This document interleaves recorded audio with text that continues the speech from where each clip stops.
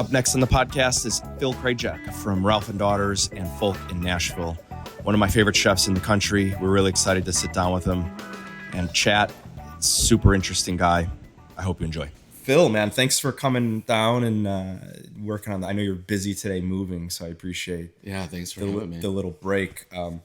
I think you have a really, really cool story, and you travel a lot, and you lived in a lot of different places.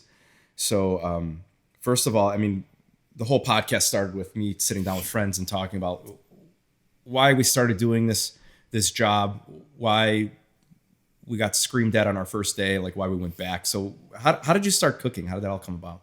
I mean, there's a couple things. Like one was the fact that like I wasn't built mentally to like finish college, or school in general. I mean, I needed to, like, just because of the way my brain works, I needed to get into something, and so I started working in restaurants. But then also because of my like background growing up in Europe, like I had this like kind of moment where I realized food was important to me. And so that was when I think the light bulb went off, and I was like, okay, this is like a North Star. This is something I can pour myself into and really commit to, but also like, I think I was a bit of an idealist too, and feel good about what I'm doing, and like the way you connect with farms and people and a team and just like all the things, right? So that's like, the core things for me. Right. Yeah. So where was the first place you worked? I mean, my first job, I worked at a Ruby Tuesdays and washed dishes. Yeah. But then like I had a friend who I used to go to raves with back in the day who worked as a food runner at like a farm to table restaurant. Mind you, at the time I was like living in Huntsville, Alabama. And this is before like cooking was like a rock star job. Totally. Before the Food Network But this was like a good restaurant. It was a guy had cooked for Frank Stitt in Birmingham for like forever. And, there were like, this is, I don't know, 1996, 97. I'm dating myself here. And, they had Shad Roe on the menu, and farmers were showing up with things, and they're spinning ice cream. And, I wasn't working in the kitchen, but I'd help prep, and I ran, and I worked service, and I got to learn. And that's really like, it was kind of incredible because it was the only restaurant in town that was like that. How was it received from like, I can't think the dining scene in Alabama in 1996 was sophisticated. Yeah, I mean, it was pretty busy. Yeah. It was busy every night. Was it the special occasion restaurant people went to? Or? Totally, 100%. Yeah, right. But there were regulars. And yeah, I mean, actually, not to like go too far in a tangent, but Birmingham has had like a good restaurant scene for a really long time because of Frank Stitt. Kind of surprising, actually. Yeah. But so yeah, I mean, I did that, and then I moved to Europe, went to hotel school in Switzerland.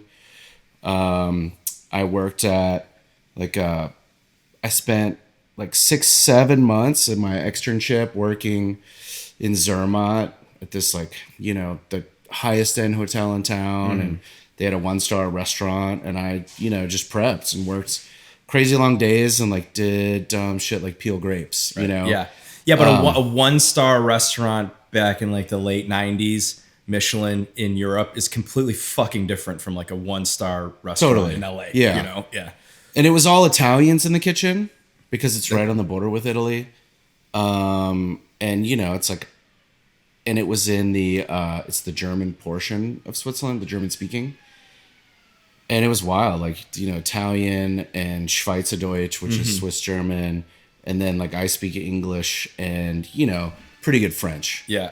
And like learning to like deal and communicate and get things done. Like it took me a little bit, but then once I did, it's pretty incredible. And I think that's the moment where, I mean, there's a couple moments where I, got into pasta, but like the Italian guys that were there, like there was always like a pasta on the menu. Yeah. And, so I was helping roll pasta, make strozzopreti, orecchietti, like all these different things by hand. And, I just like learned that appreciation for like brutally simple handmade things, right? And that's kind of stuck with me throughout my career. Right on. Yeah. So what brought you to? Well, let's go to Atlanta because Yeah. How did you get to Atlanta? Because you worked for Joel Antonu. Yeah, How do you say his last name? Antonu. Joao Antunes. Antunes. Yeah. Yeah. I was like infatuated with that restaurant. Dude, when it was- opened. yeah, it was amazing. Ridiculous. Yeah. I worked for someone that had been a sous for him when he was the chef at the dining room in Atlanta, the Ritz-Carlton. Like back when the Ritz-Carlton dining rooms Yeah. were like, One in Chicago was like the pinnacle. Man. right. Yeah. Exactly. And in Atlanta, it was Gunter Seeger. Yes. And then he left, and then Joel took over for him. And then Joel opened his own spot. Yeah. And so, I heard about it opening and, went up and staged and got a position there. Yeah. And just, worked a lot. What was that kitchen like, man? I mean, it's, back then, this is like 02, 03.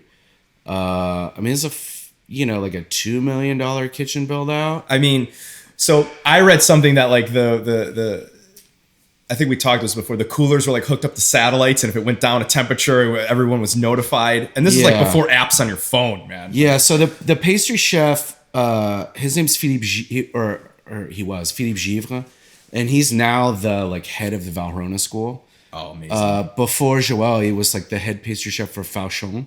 So he like opened Fauchon in Brazil and Tokyo and everywhere. Yeah. And the pastry kitchen had this like Finnish Coma zero humidity freezer with a satellite link up. Right. I mean, the pastry prep kitchen was bigger than the Rolf and Daughter's kitchen. That's insane. You know, in a there's restaurant, there's not a pastry hotel, walk-in. like not a Vegas Not a hotel, yeah, man. no. Yeah. There's 3 compartment sink just for pastry. None of Yeah. the containers get cross contaminated. Yeah.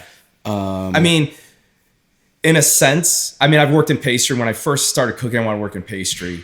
I wanted to be a pastry chef. Like, that's the most ideal situation. It's Yeah. like, your stuff, no garlic containers are ever going to come where you're Right. putting chocolate in. So, in theory, that works. But in practicality, it's like, good luck, man. You have to sell a lot of pastries to yes. make that work. Yes.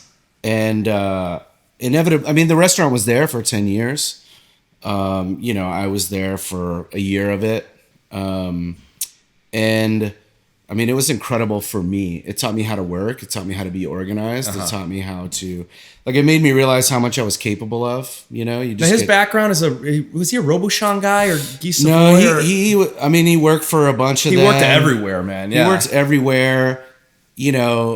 Thierry's. Yep. He was the CDC of Trois Gros. Trois Gros, that was it. Yes. And yes. that, he was really close with those guys in the family. And then he took over like whatever hotel in Bangkok that Jean-Georges worked at. Mm-hmm. Is it like, I don't know. I can't used to remember know what it right. was. Yeah. He took over for Jean-Georges Mm-hmm. and then ended up in London. He opened a restaurant called Les Saveurs Mm-hmm. and it got a star the year it opened. But like there was an economic downturn and they just weren't seeing the business. And like I remember, what he told me is like he came up with Danielle and Jean-Georges. Yeah. Danielle was like, "Hey, I'm leaving Le Cirque, come here." And he's like, "I don't want to live in New York." And he ended up at the dining room. So yeah. So what did you learn there? Like, it was intense. Was that your first real introduction into like super high end? Well, no, I guess the place. Yeah, I saw it in Switzerland. Yeah. But I think the absolute breakneck, it's like you had to be at work at 10 a.m. You left at like 1 or 2, but you always really needed to come in a little early. Yeah. If only just to like get yourself organized, hide towels, and like make sure you had the things you needed for the week. But yeah, I just learned how to push really hard. Yeah. And like we did everything. Everything there was, it's like every plate was the same. Like everything was like so perfect. And I learned a lot about consistency and just like how to, first guest, last guest, all those like core things that are still really important to us in our restaurants. were really ingrained in me there. And I think the first guest is just as important as the last guest is. yeah, The foundation. I don't know. Do you think it's being lost? Do you think it's lost sometimes with what we're dealing with now, like the last 5-10 years? yeah. I mean, it's difficult, you Yeah. know. A lot of what, like stepping away from it a little bit, a lot of what we do is organizing chaos, right? As a chef. Yeah, that's it. So it's like seasons and a team and reservations and the public and, maintenance and all the things that can go wrong. And then on top of that, there's this really high level of expectation from the diner of the experience.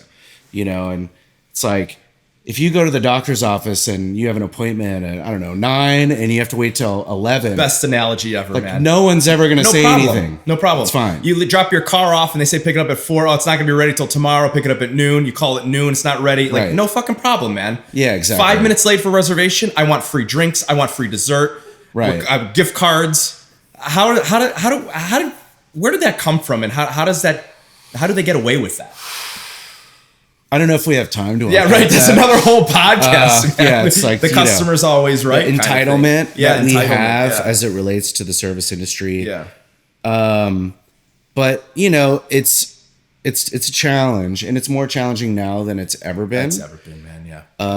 As well, there's like restaurants have never been more popular. Food has never been cooler. Which have positives to them. It's but at the same time it comes with challenges. And I like the industry has grown at a rate that hasn't matched the industry's ability to like train people who are qualified and have those skills to be able to take care of the first and the last. Right.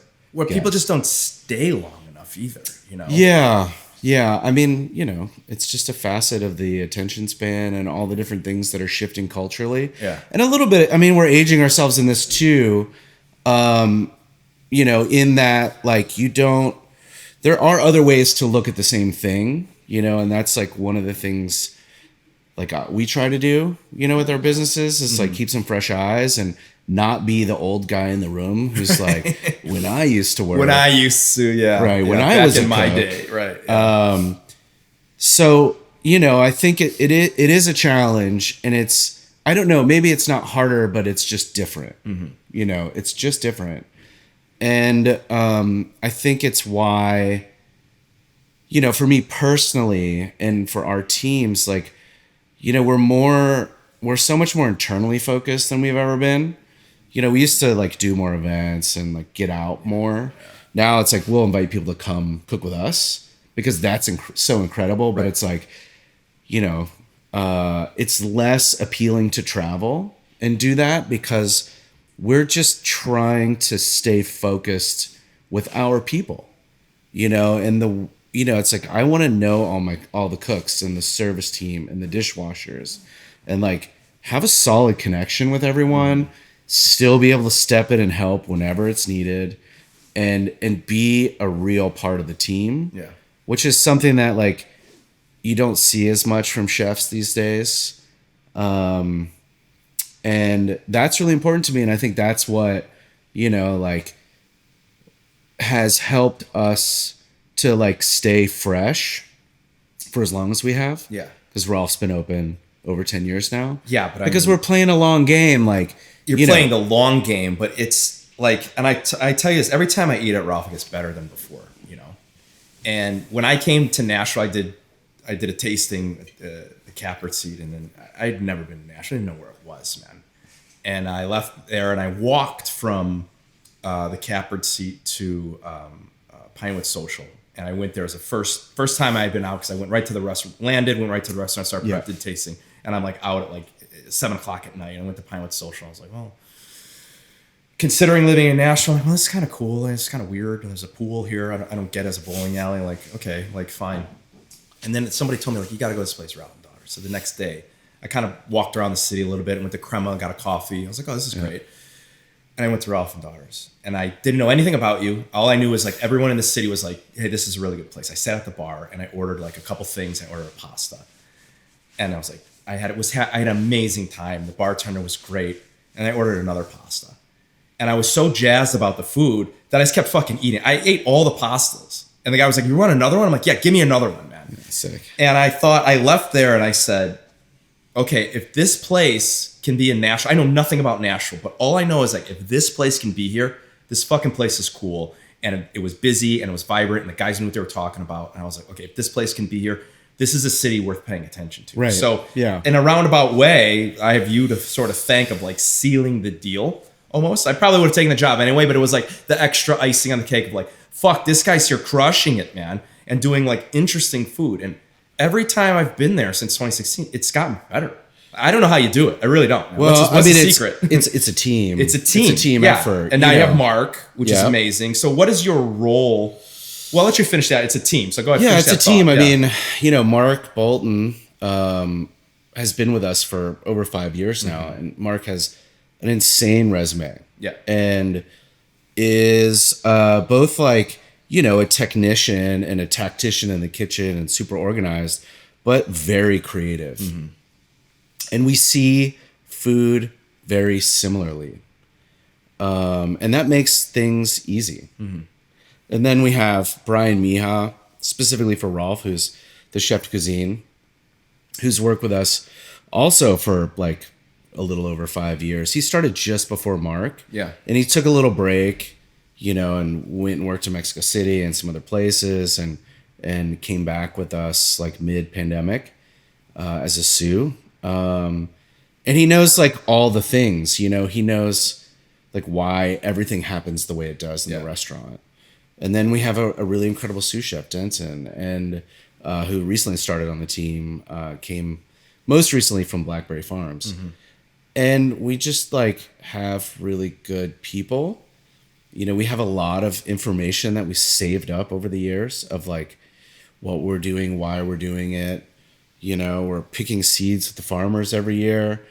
We have these like really good relationships with sourcing, and I don't know. I mean, it's and there's like a bit of a restlessness too. It's like we're very comfortable in who we are as a restaurant. Right. And I think that that confidence makes it easier. We don't feel like we have a whole lot to prove. And it takes the pressure off, right? And I think, we're very serious about what we do, but we don't take ourselves too seriously. Mm-hmm. And, as like the more I've cooked and the more I've been in the culture of restaurants, like I'm not personally as interested in myself as an entity, of like being a chef persona in the world. I'm really interested in the world we're creating, Mm-hmm. And so as our team has grown and like the talent has improved and like I start to become a little more top level, and it's like I'm more like a creative director meets a baseball team manager. Right. A coach, right? Yeah. But I still work service in both restaurants. Mm-hmm. I'll still come in and make pasta, and I'll still run the pass. But like I don't order and do the day in and day out things. Right. I just like, But you can't though. I don't have the bandwidth. Right. And so, we're just like, I feel really fortunate to, 10 years in, still have like the level of talent we have. Mm-hmm. And so we also have Folk. It's 5 years old in like a week. Jesus. Although it feels like it's only 3 because like 2 years don't count. Dude, we just talked about that with Chris Esquitas. The pandemic was like fucking 5 years ago, man. 6 years ago. Like 2019 was like, and I still think 2019 was like 2 years, Like, I'm still living in like 2019. Well, it was only 4 years ago. It was 4 years ago. Hey, math. Well, whatever. I'm just kidding. I think like, it's that's all wild. But we also have a good team there, and there's like Julio's running the kitchen. He'd also worked for Mark in the past, that loyalist, and he also worked at True. And we have Adam, like who's kind of like a really passionate pizza guy. Yeah. And I think, it's like Rolf's evolved and become, a little bit more, I don't know, technical is not the word, but it's just like very larder based and heavy on, no waste. And we still do that at Folk, but it's like Folk has become more clean, referentially European food, Vitello Tonato, like things have, I saw that, yeah. like 3 components on the plate, right? As opposed to as many layers of like umami and acidity. The tartare, there was like a bluefin tuna tartare with pine nuts. Yeah. And we ordered it. I was there with one of my investors. We were like 2 weeks ago, right before you closed remodel. And we ordered it. I was thinking like, oh, tartare, like sashimi or something's going to be sliced. And this little cup came to the table. They're like, here's your tuna. And I was like, the fuck is this, man? And then I ate it. It's a fucking genius, man. Yeah. It's just like, it was so fucking good. Yeah, it's so good. And it's aged too, so it's super melty. Yeah, very extremely melty and fatty. And the pine nuts were super crunchy and toasted. And yeah, it's great, man. Yeah, it's I think Mark and I talk about this a lot. The longer we've been cooking, the more we've eaten out, the more we've experienced things, like the more you yearn for simplicity. Yeah. Man. Right? Yeah. Because I think, there's so much less to hide behind. And so, there's a purity in there that like it's hard for young cooks to understand and respect. And I certainly like didn't when I was a young 100%, right? Man. Yeah, I looked at things I used to do 10 years ago, and it's like so cringe, man.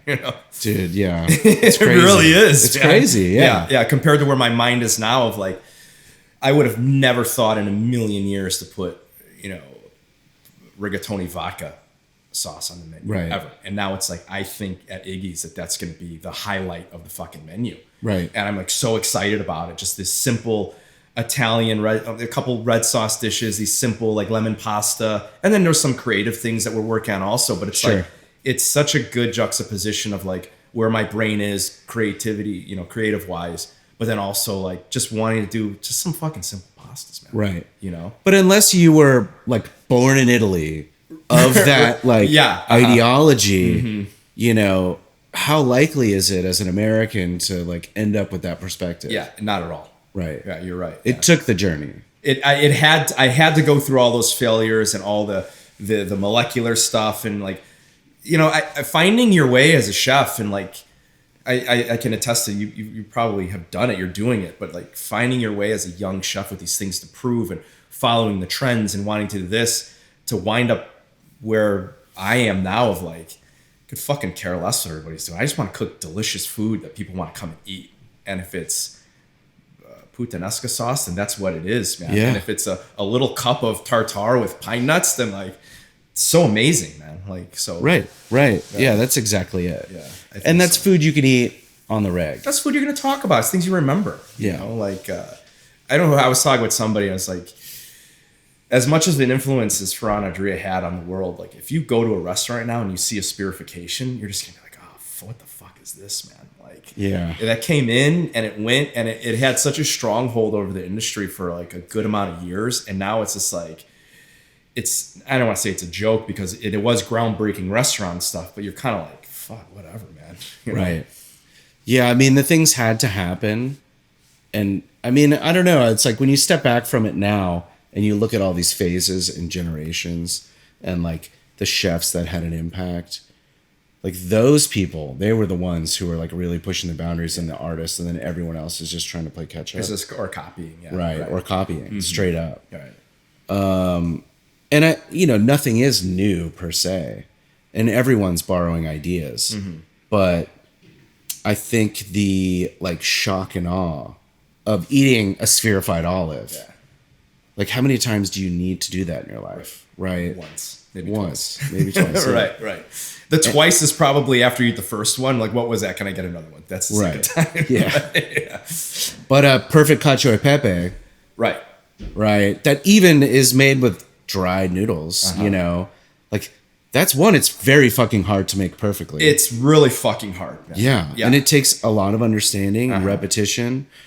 And I think that's like, that has so much value and it holds up and it has always held up. But I think it's the simplicity of that. Let's just take that dish, opposed to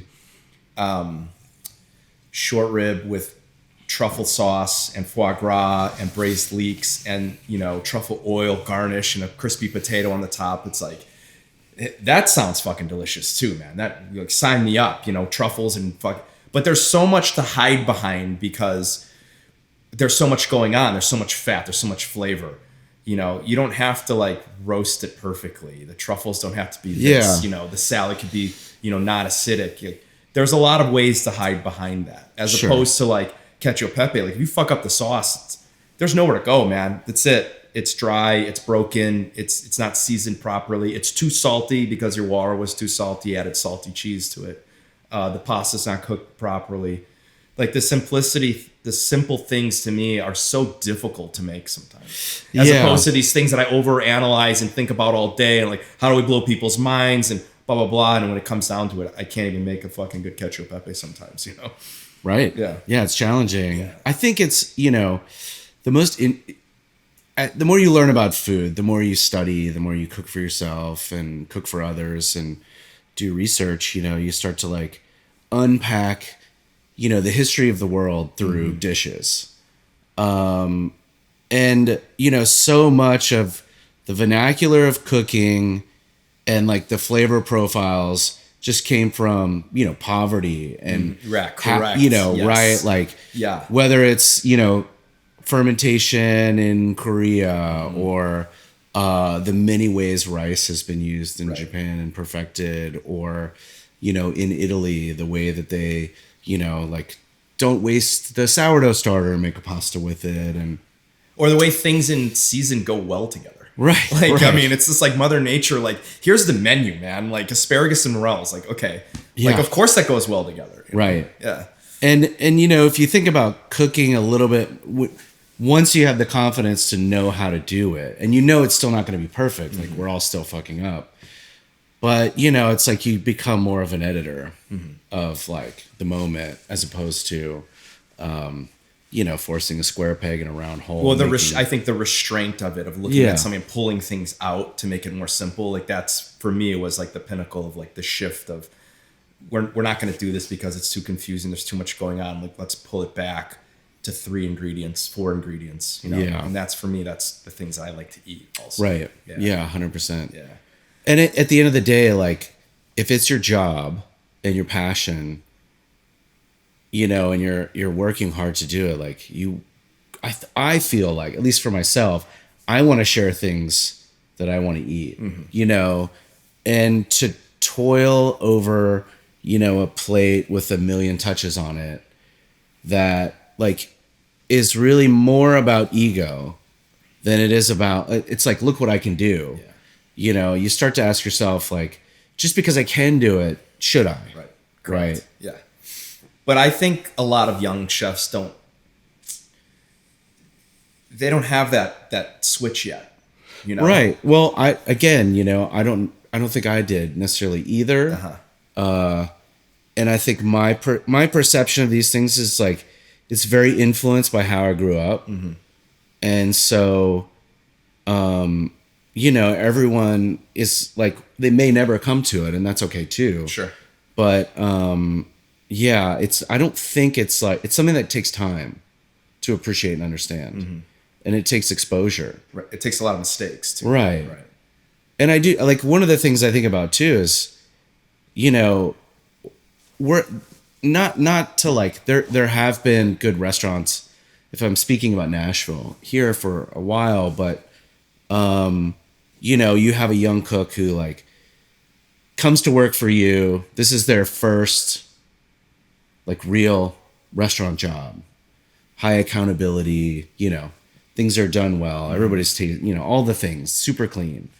You know, their palates don't come in with a lot of information on them. You know, they're very informed by Instagram. They're very informed by Pictures, trend. yeah, pictures, you yes. know, and like TV and whatever.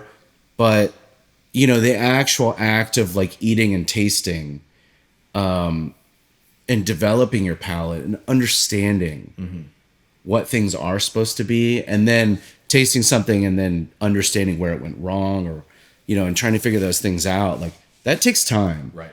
And if you were born or raised in a culture or in a city that has like multi generations of like cooking and diversity, like you have a strong advantage of like getting into it. Whereas here, it's also new, right? And there's like a responsibility in like teaching people how to do these things well. I remember the first chef that taught me how to season. So I had worked at, my first job was like at this dinner theater playhouse, and it was like steam table cooking and really fast, and it was fun. It was like, this is awesome. The second job was at a country club, which I think was really kind of like a good foundation, because I was doing lunch and making hot dogs and working at the bar and doing weddings and doing the dinners and, making pan sauces. And then I went to a restaurant downtown called Mango with Steve Gepetti, and he had won Food and Wine and did the Bocuse. He was like a real popular chef in the late 90s. And he taught me how to season, and I was like, this, the first time I tasted it, I was like, this is so salty. Like, holy fuck. And it's like seasoned to the point. And it was the first really like French experience that I had. Like how to properly season fish, both sides, how to properly roast it, how to get the pan hot. Like I had been cooking and getting away with stuff at a country club. I was like, oh fuck. But like at a serious American high-end bistro in downtown Chicago, like I was in over my head, and he took me by the hand and was like, this is how you season something. This is with season to the point. And they were using all these French terms. And that was really the first eye-opening experience of like, oh, there's so much more to this. Yeah. There's layers to this, man, that I don't even fucking understand yet, Right. Yeah, it's a journey. And that's the beauty of it. Mm-hmm. I think one of the big lessons I learned was I had a moment, when I was working at Joelle and we're scrubbing and cleaning, and the pastry chef, Philippe, came over to talk to me, and he was just checking in. And I'd been kind of like, the dishes hadn't changed in a while on my station. And I was like, well, I'm just ready to do something new, and he's like, well, I get it. But he said, until you've cooked these things thousands of times and you've screwed them up in minutia in different ways and learned from those mistakes and not repeated them, you don't really know how to cook it. Yeah. And he's like, and to like really go somewhere, you have to really understand something and like everything about it. And it takes repetition to do it. That's sick advice, man. Yeah. That's great advice. And like in the moment, I think I understood it. But, years later, you're just like, wow.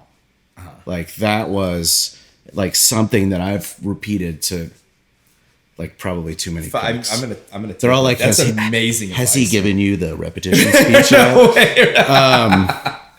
But it's like it is that. And but I on the flip side of it, everything is so much more accessible now, whereas when we were coming up, if you wanted to go work somewhere great, like it was very difficult to get in. Yes. There was zero money in it. Like the barrier for entry was really high. And I think that's been democratized a lot. Also the pay is better. Mm-hmm. And it like there, it's like, I don't know. I think there are so many good things about where we are right now. But I think there's also parts of the toil and the repetition that need to be like remembered and still passed on. I agree. It's when we were coming up, if somebody went to France, it's the only way you heard about a restaurant because they brought a menu back. Right. Or there wasn't even any pictures, or someone had a cookbook. Like we talked about this before. I remember when the day the French Laundry cookbook came out and we were flipping through it, and I was just like, this is like another fucking level of like look how clean these plates are. Look how everything's stacked perfectly. And look at the dice. Like I had thought we'd been doing like amazing food, and it was a high-end bistro and stuff. We were doing really like kind of cutting edge, trendy stuff. Yeah. And then it was like, this is like, that was a huge light bulb for me with that specific book. Yeah. Yeah. It was next level. Same. Yeah. So you're finished up at Joel. Like what'd you do after that? Well, so the uniqueness of my life is that I had kids at a pretty young age. I want to get to that, which is your empty nesters now, right? Yeah. Sort of. Yeah. It's wild. Yeah. So, I actually, while I was working there, the Michel Bras book came out. Right. And like we got the French edition first, and like you know, we were all freaking out about it. The black olive oil. Yeah, The black thing we were olive doing. The oil. French Laundry made black olive oil right away. Right away. Yeah, right away. Yeah, gahigoul, like all yeah. the different all the different dishes and like just like the natural plating style and all that. Yeah. And Just all the vegetables, man. Yeah. Everything of vegetables. What the yeah, it fuck was is incredible. this? I mean, it was Yeah. that was a really pivotal moment. Yeah, again, yeah. But no, I mean, I like that was what what I really wanted to do, but I had to be grounded in reality and you know take care of a family as well. Yeah. So like I took a managerial role at like a restaurant in a tiny boutique hotel on the beach in Florida, and ended up becoming the chef there, and you know just dug into the local seafood and like all the tiny little fishmongers and like working with people to you know change the perception of like what seafood in the South kind of was. I mean, it's a hard sell sometimes, right? I mean, Yeah. in Florida, it was a little bit easier. I mean, yeah, it's In Nashville, I think it's well, still not tough, not in man. the Panhandle. Yeah. It's a little bit Oh, different. in the Panhandle. Yeah, right. L.A. as they call it. But you know, it's like we had sardines, and you know, you get octopus, and like you know, these guys show up and like, what are you doing with this bait, son? And you're like, Bait. well, I'm gonna feed it to people, hopefully. Hopefully. But yeah, I did that, and then you know, I feel like I treated it like it was my own, and learned a ton about management and the like financial back of the house, like all of the things involved. Did you learn any of that at Joelle? Like, where did that come from? No, I mean, you know, hotel school. Okay, I, right, yeah. Took Yeah, a ton of accounting and finance classes, and that portion of it. And then I was really fortunate that, like, through all this, my roommate when I worked at Joelle, we'd cooked together in the past, and he switched to the front of the house. His name is Philip Fitch. He took working in the front of the house at Joelle, which like they crushed. I always made them buy me beers, you know, because like I made no money and they made 6 times as much. Yeah. He put himself through school and got a finance degree, worked in investment banking, and he helped me when I was working on my business plan. And so, you know, I had a ton of friends in Nashville. Was really good friends with the Palmer family from Bloomsbury Farm. Oh yeah, that's great, man. You know, and specifically the mother Teresa and her husband Myron. And she was, you know, like really kind of challenging me to look at Nashville as I kind of like was vetting out what was next. And I was looking at Austin and, you know, Portland and kind of like all the like second, third tier cities that were coming up. Actually, like, you know, the job my buddy later took, you know, we talked to a little bit, started conversations with Dwayne about Ava Jeans way back in the day. Oh, no kidding. Yeah. And my buddy Joshua ended up doing that. But Did you ever consider New York or LA or Chicago? You had a family, right? Like, yeah. Is that basically the? I did. I mean, I would. Like the fortunate thing about Florida was, as I was working, you know, you had off season. So if I had like 2 months where it's slow, I'd take off. I'd go sleep on my buddy's couch in New York, and I like worked at Stone Barns for a month. Yeah. Or I worked at Graham's Tavern for 2 weeks, and did a bunch of things like that to just like keep learning and growing and meeting people and just seeing what was happening. But it wasn't sustainable. Like you just can't do that with 2 kids. Yeah. Like it's just not. Yeah. It doesn't really work. And I think that's okay. Like it worked for me. Right. You know. Well, you made it work, man. Yeah, I exactly. Think I think you're doing okay. Yeah, we're doing okay. But no, I mean, so I started coming up to Nashville, and I used to come here in the 90s. Like I used to come up and skate.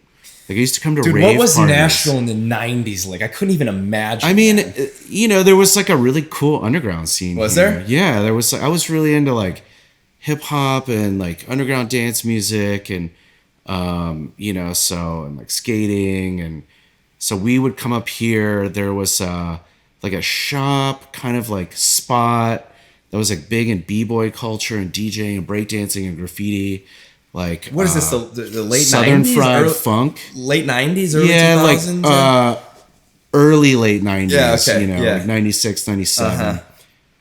Big huge pants. Yeah, You know, dude. visors and shell toes and all that vibe. But yeah, I Do you mean, have a chain wallet?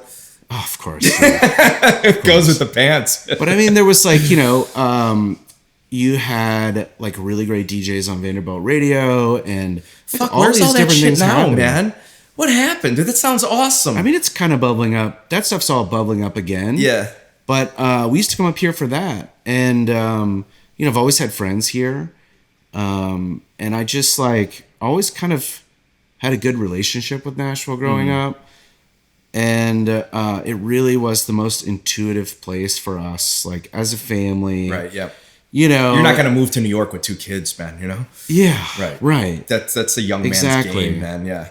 And so, where else could I go that when I could own the real estate of where my restaurant is, which now, unfortunately, like that's pretty difficult. I wouldn't have to scrape together like over $1 million to do it. And I could own it and feel really good about, what I was doing. And I think like that was the opportunity at the time when I came here. And, and also recognizing like, there's great agriculture here. And there were, like Tandy was already in Germantown cooking and like doing his thing. And it's like Southern and Italian and hyper regional. Yeah, it's super delicious. Yeah. And, Margot is cooking in East Side and like, things were happening here already. And so it just felt like the right place. And you could feel the energy shifting in the city of like, growth was coming, more diversity of like people, which just means there's room for more restaurants, right? I still think right now there's room for more restaurants, man.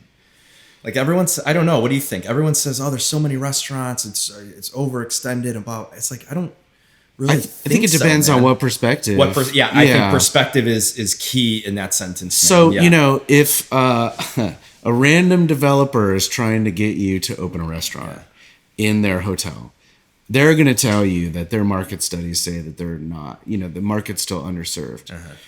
And I've like been told that by many people that are like, dangling carrots. And I think that, they're somewhat right. I think we're kind of underserved in the like small local, independently owned I agree. restaurant avenue, what you're doing, what we do, what Tandy's doing, and all the different like small chef driven restaurants chef owned and operated. And just places with a perspective to share. Like the best parts of a restaurant are like that it has an opinion, right? And it's sharing its opinion of what they think is good within a vernacular, a context is. And so, I think we just need more of that. And it's happening. And these things happen in waves and it's not easy, And I think the bar for entry from when we opened Rolf and even when we opened Folk to now is so much higher just because of cost. Yeah. I mean, you tell me, like, what is it like right now? It's fucked up. I'm not going to lie. I am so fucking fortunate to have found a landlord, single guy, owns the building, and he understands what he has, and he gave us a rent that is fair. And when I took the LOI and I gave it to some of my friends in Chicago and a couple of my investors that own a bunch of restaurants around, my friend Kevin Fink, he helped me out a lot with us. He's like, this is a really good fucking deal. It's right down the middle. It's not one side to you. It's not one side to him. This is as fair as you could fucking get. And one of our investors in owns Publican in Chicago was like, you need to sign this fucking immediately before he changes his mind. Yeah. And I just feel so fortunate. He's been so kind and he's been so helpful, and he wants us to open the restaurant because he sees the long game. Right. He hasn't charged us rent until we open. Till we've amended the lease. He wants to make sure that we're going to be up and running. I mean, and in turn, like he could have been charging us rent for the last 6 months. We would just be getting fucked right now. Right. So I think I'm in a little bit of a different category, but I know what else is out there. There's the AJ Capitals and there's the Somera Road guys, and you're signing a deal with guys that are sitting in a boardroom in New York, and that's who you're going to be paying rent to, man. And there's no empathy, there's no human aspect to it. They're probably never going to come to the restaurant. So yeah, I mean, and the challenge of all that stuff is like, where the money comes from, where the money banks comes and from, the loans, and nobody cares about the soul or the culture that's being brought. They don't even give a fuck what you're doing, man. It's like, great, another restaurant. Like, here you go. Yeah. He was very specific about not putting any other food in the building besides us. He wanted to make sure we're the only ones with the grease trap. He wants to put maybe like a coffee shop, but, doesn't want to make sure he's building a building that has 6 or 7 other things in it and wants to contribute to the neighborhood. He loves Wedgwood Houston, and that's what he wants to contribute to. And he specifically placed people in there, which goes back to your point of why we're opening a restaurant. Me and Matthew looked at each other, and we're not driven by money. Yeah, it's really fun to run the numbers in the model and be like, put it at $110 check average. Like, holy fuck, dude, we're going to get this place paid back in a week. Like, it's fun to do that, man. Right. But we are worst case scenario people because that's the world we live in. Fucking next week could be another pandemic. World War III could break out. I don't know what the fuck what are we all going to do? Yeah. So we're worst case scenario. But me and Matthew didn't open a restaurant because we want to make money. The money will come. We're taking very modest fucking salaries. We didn't open up a restaurant because we want to win awards. Could fucking care less. Yeah. We want to open a restaurant because we have something to offer in Nashville. And we felt Nashville was the place, opposed to Chicago. We still have something to offer, but we feel like there's a little room for us to kind of be ourselves and a little room to grow and a little room to kind of offer our Midwestern sense of hospitality. Yeah. And I want to train and nurture people coming in, the cooks coming in. We want people to feel like you're going to mom's house for dinner and she greets you, and there's a sense of like, this is why we're fucking doing it. And also, we don't want to fucking work for anybody ever again in our lives. Right. But that's the flip side of that. I'm 100%. Fucking done working for like restaurant groups that are just gonna destroy me personally, Sure. So, well, to that point, I think it's like you hit a level in your process and your progression. You're like, I need to own the mistakes too. I need to own the mistakes. You need to own it all. Yeah. Whatever happens, good or bad, right. and like both happen. Right. Nothing's perfect. But I know that we made this decision to open up at these hours and it's not working. And this didn't come from someone else. We're like, hey, I don't think that's a good idea. You're working for these other people that have shitty ideas, or working for them. And not saying that we know everything about everything. Because going through this whole process, I thought I knew. I've opened a lot of restaurants. Yeah. Dude, I'm underwater on a lot of this fuck. Like, I don't even know how the fuck this works. I didn't even know that I needed this. I didn't even know that this particular thing existed, and now I'm like dealing with it, So there's like a lot of like growing pains from like signing the lease to like getting the restaurant open, of like being an owner, which right. you know back and forth. But it came to the point where it's like we have good ideas, and our ideas can make us money, and we're getting this information from these other people that own the place. Like, this is a fucking terrible idea. Why are we doing this? And it just came to the point, it's like, I want to have my own ideas. Like you said, I want to own the mistakes. I want to own the successes. And I want to share that with our staff. And I think it's so inspiring to hear you say, like, we're building this and these guys have stayed for so long. It's like, that's the model. Like I say to Matthew all the time, it's like, Phil and Ralph, they have this. And it's usually on the operations side of like, we need to figure out how to retain staff. We need to figure out how to like pull ourselves out. We need to figure out how to let the staff kind of like make their own mistakes a little bit and be there to pick them up, but also catch them when they fall where it's not detrimental to what's going on. Right. And I think that you guys do that very well. And between me and Matthew, your place and a couple other places have come up a lot in conversation of like, this is the pinnacle, man. Yeah, of just being a normal ass restaurant. Just being a normal fucking restaurant. Yeah. That just being a normal restaurant. And right. We're serving food, and this is what we're doing. And this is who we are in our little bubble of this is what we want to do. And we're very comfortable with the food that we're serving and the ideas that we have and what we want to do. And we're not trying to go outside of that to be something that we're not. Right. Yeah, 100%. Yeah. I mean, I think that, for me, in the journey that we've been on, I was in the same place as you. I thought it's, you think you've seen a lot. Right. And then Pandora's box opens Uh-huh. and you hit the boss level of like all of these new things and new challenges. But like the career you've had, the time you've spent managing, running, creating, like establishes and sets you up to be able to do this. Yeah.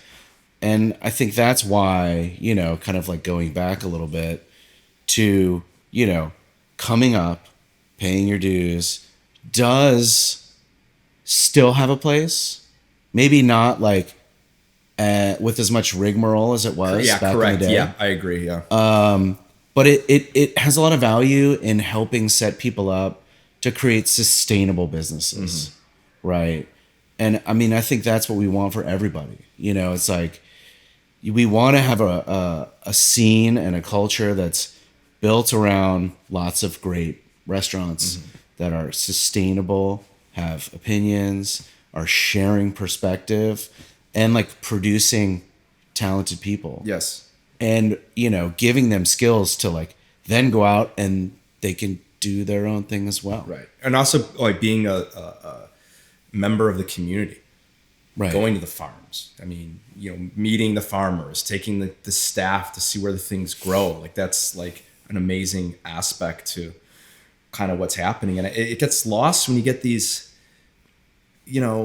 people coming in. And I don't want to sound like, oh, get off my lawn, but like the, restaurateurs coming in just because Nashville's an open market and it's a hot city. Like, oh, we're going to put a restaurant in there. It doesn't make any fucking sense why you're here, Right. Just because you got a good deal with like some developer. Like, I don't know. Where are you going to find staff for a 200-seat restaurant? Where are you going to find I can't find fucking one line cook. Where are you going to find 30? Yeah. Yeah. It's challenge. I mean, I think that's the challenge. So, wow, we're really having a fragmented conversation. Yeah. I don't even know what we're talking about anymore. Yeah, I don't either. I'm also like, I'm so tired from moving and working. But, we were asking like, are there too many restaurants? Are there not enough? And that's a where great it's question. a challenge. There's an answer to both, right? So yeah. But like so much of the conversation about like what the answers are like systemic cultural things, urban plan. I mean, it's like, it's so big picture. It's beyond, yes. Because we can have a lot of big restaurants. Clearly they're the people for it. You have, what is it? Hall's Chop House. Like they're opening a second location already downtown. That's like even bigger maybe. And so they have information and, they're like, again, like you said, they're partnered with developers to where they can, they feel like it's a good idea. But who's going to work at these places? Right. Where are they going to park? Like, where do they live? Yeah. And so as, we are in that stage, this like weird, like, I don't know are we tweens? Like, is this a tween era for Nashville? Yeah. Where we're growing up. That's great, man. Urban infill. Yeah. And we don't have like public transportation infrastructure. And there are no, like, the bike lanes are pretty sketch. Yeah. And so, and the cost of living is like going up. Skyrocketing. Yeah. And, that's what like worries me about small independent restaurants is, you kind of like see the safeness of going big and creating a partnership with the developer. Right. I agree. We went through the same thing of like, I never raised money before. And I was like, where am I going to get $1 million? Like, where do I even fucking start? And then I'm out there selling myself to people and I'm, we're going to open a restaurant. Me and my brother are going to give it our best shot and blah, blah, blah. People like click, so I had to like turn around and sell myself. And it's like, where does that come from? Like, where does the small independent restaurant have a space in a city that's growing exponentially? Like, let's take Chicago, for example. Like, Chicago was, when I was coming up, chef-driven concept, has this restaurant, maybe has another one, all independently owned. And then it flipped somehow, probably with the help of Let Us Entertain You, the rise of the Boca Group, all these other little fractures. Chicago is Hog Salt, Brandon Sodakoff's place. Right. Chicago became dominated by restaurant groups. And if you're not part of a restaurant group, like, good fucking luck, man. Because these guys are buying leases and sitting on them for a year to try to figure out what they want to do with it. you know. I hope that doesn't happen here. I hope that there can be more independent places. But as the city grows, like, where's it going to grow to? When in the 2020, a mutual friend of ours took me to Wedgwood, Houston. The Soho House was under construction, it was like boulders. All of Wedgwood, Houston, it looked like it was blown up. There was abandoned warehouses, and he's taking me through. He's like, this has been bought, that's been bought, this is going to be this leather factory is going to be all that. And I couldn't see it because I don't plan huge development neighborhoods. Sure. Like, I have no fucking idea. Yeah. And I was like, I don't see this happening, man. And now that it's happening, it's like, I can't believe what's going on in Wedgwood, Houston. So as the city grows, like, what are the next neighborhoods where the artists, the independent chefs, like the cheap rent, where's that going to grow to? Is it going to be above Germantown, over the river? Was it the Bordeaux area? I think like that's kind of already bought up too. So there's got to be a place, a landing pad for cheaper rent, you know, safety. You need to gentrify a little bit. Antioch? I don't fucking know. Yeah, I don't know. I mean, it's tough because, you know, I'm not looking. Right. Right. Which is another question we have down the way. So my radar isn't as attuned to it. But, you know, through my, you know, like, everything's a journey, right? And you start cooking and you start doing all these things. You become a business owner. Like, now I'm a property owner too, commercially. You know, it's, you start thinking a little more about the big picture. Yeah. And, you know, it's like, fuck. I think about it. I'm like, man, if, you know, like, if I did it all over again, I'd be really interested in development. Right. Yeah. Because, boy, are people screwing up. Yeah. You know, agree. or civil planning or something. Because, you know, the city needs to protect these things. You know, it's similar to the debate about like Exit In and the venues and protecting the small independent music culture. You know, the same thing should be said for restaurants. Correct. You know, when like the city started getting all this like attention for tourism, and, you know, they're really pushing, you know, the independent restaurant scene, and like, that's a drive of tourism and culture and honestly, like, happiness for people who live here. Right. I mean, it's like, just before this, you know, we took a break from moving, and I went to Brian and Lena's new spot. Great. Right. And like, had such an incredible lunch Yeah. at Kisser. And I'm just like, it's 5 minutes from my house, and I'm so happy. Yeah. You Same. know, and it's like, those things are so important. Or like jumping over to Mas Tacos, or, you know, all the that stuff. Yeah. But I don't know. I mean, I you know, I don't know if there should be like a council or a fund or something. Or a moratorium. You know, it's Right. like, then we're getting into the capitalist fucking conversation. Yeah. You know, so it comes to the landlords, which again goes back to my landlord of being a fucking a saint. It comes to, okay, I'm charging $63 a square foot. I want to put a restaurant in here. You know what the restaurant would have to do in order to fucking make that rent? So now you're talking about being open for dinner 7 days a week, having to do some sort of brunch, maybe some sort of lunch, kind of happy hour. You need to have all these things just to survive. As opposed to us, with our business model, it's 5 days a week, open for dinner. It's going to take longer to pay everybody back, but we could still just do it. So anything we do on top of that is like a little bit of a bonus. Right. So there's no pressure for us to open. All right, it's been 3 weeks. We got to open for lunch. Let's fucking do it. We need to open for brunch on the weekends. Like, we have to start making more revenue centers somewhere, as opposed to the plans that we have for end of year 1, year and a half, year 2. Those are extra things to keep the engine going and stay relevant and you know, make more money and pay everybody back faster. So Yeah. it's tough, man. It's tough. Yeah. It's tough math to figure out and to find your zone. Yeah, And it's tougher than it's ever been. I agree. So what was the idea for Ralph when you first came up with it? Because someone had asked me, and I want to see what you think of this. Like, it says an American restaurant. Like, you go on the, you know, Google, it's a new American restaurant. Sure. Probably 10 years ago. Google probably scraped that Totally, information yeah, right. from something. It doesn't You know? fucking matter, right? People say, oh, Ralph's an Italian restaurant. Well, I don't think it is. I mean, there's a little bit, I think people associate pasta with, you have a pasta section and they think, oh, it's an Italian restaurant. But what is it?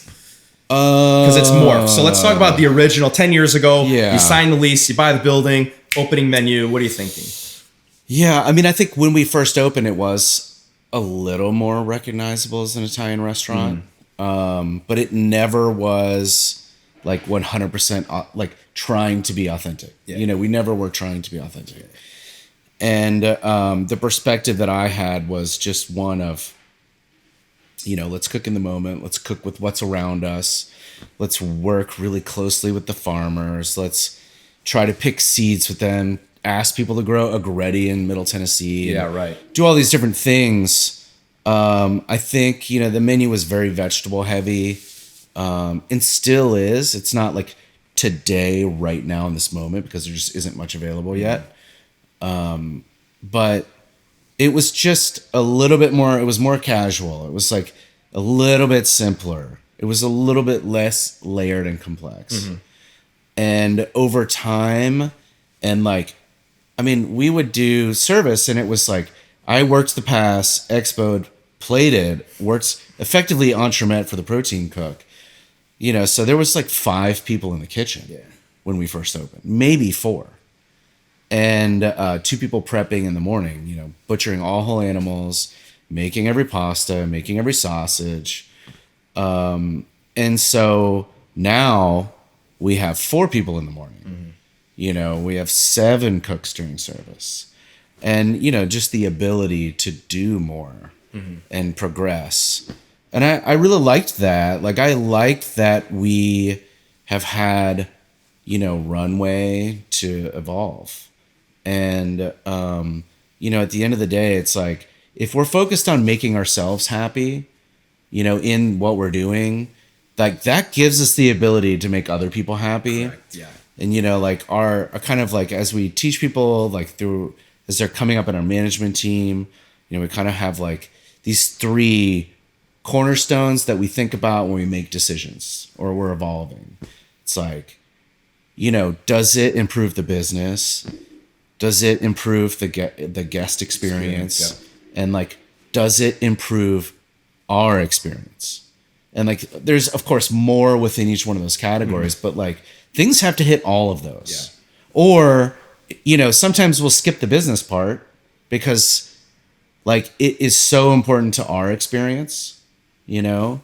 If an example of that is like at Folk, we just totally changed the kitchen. Yeah. Which is asinine, you know, only 5 years in. But you did a remodel. But you also did a remodel of the dining room. Well, yeah, been there. So I think the last time I was there was probably before the pandemic. Yeah. And then I went there. I was like, well, it's not really an open kitchen anymore. It's kind of like walled off, and it's a little bit different. Yeah. There's a couple. You know, it's like one flower. It just was permeating the space. Yeah. We're full of plants, and it's like when you're having to wipe plants down so they can, you know, photosynthesize and stay alive. The plants like, are so like, what kind of ladder? Something's wrong. Who waters those plants that are all over? Yeah.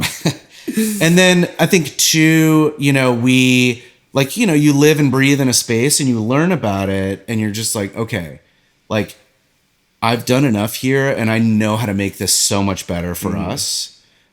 Which will in turn be better for the guests. Correct.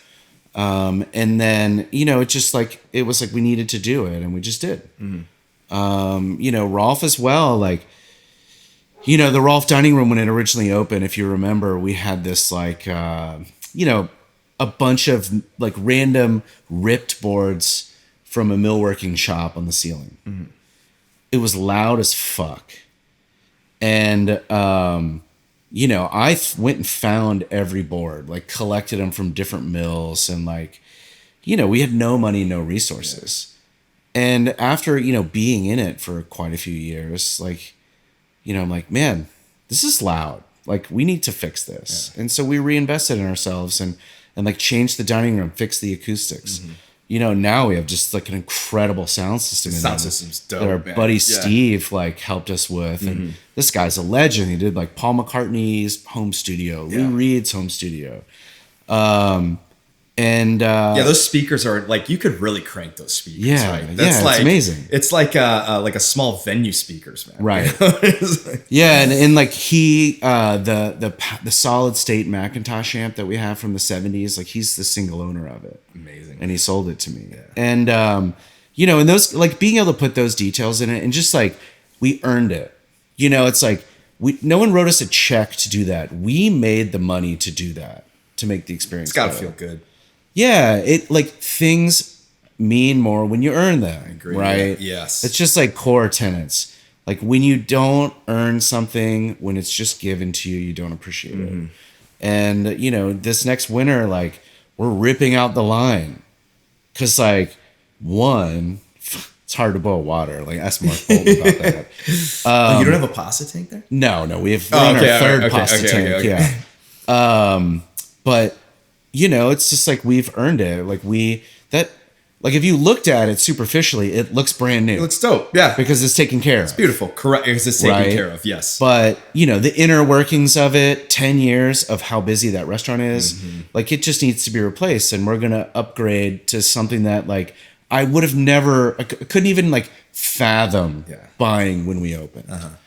And you know, I know people who are like, why are you spending all this money in your restaurant? Like that's money that like you could take and your investors. And I'm like, yeah, but like, what about in 5 years from now when it's like we're pouring our money into fixing it, or when, you know, it's like, do I want to cook here because the equipment's shitty and like old?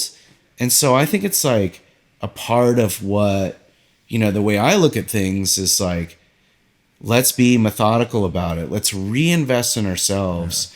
And I think it's very European, right? You know, I mean, obviously like Noma opening a new location is the most dramatic like version of it, but like every European chef like redoes their kitchen. 100%. Redoes their thing. Like absolutely. It's so normal. And you know, that's kind of to your point. It's like, sure, from a classic business perspective of I want to make more money, like it doesn't make any sense at all.